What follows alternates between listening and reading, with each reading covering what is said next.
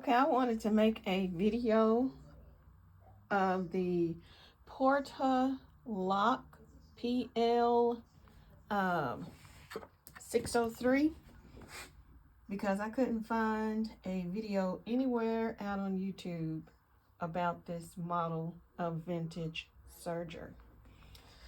The issue I had was the knob was loose and I couldn't get it to tighten. As you can see, both knobs are still attached to the cover here, except this one, and that's the one that I couldn't get to tighten. So I had to remove the cover from the serger, and I have all of the pieces here. And I actually ran into an issue. This, I'm not sure what you call it, but this piece was stuck, and I had to just boil some water, nervous as I was, and just kind of put it in there. I didn't let it stay, of course. I didn't want it to melt or be damaged, but it warmed or heated up just enough for me to screw it apart from this piece. So once I got that separated, because I spent like I don't know how many hours last night trying to follow this sketch and get it threaded. This serger is quite unique in that, let me see if I can turn the light back around. You have to bring the thread through here, like in this way, and then it goes up this way and out this hole. There's a hole here and there's a hole here.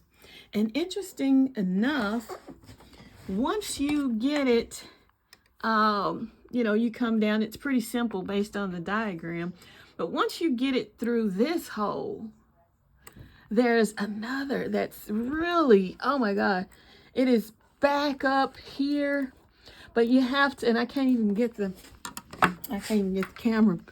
Let's see if I can get it. There's, see that hole? Let me see if I can get the camera. There's a hole right there. There's my southern accent. And you take it from here up through there. And then once you get it through that, you have to bring it through here and in there.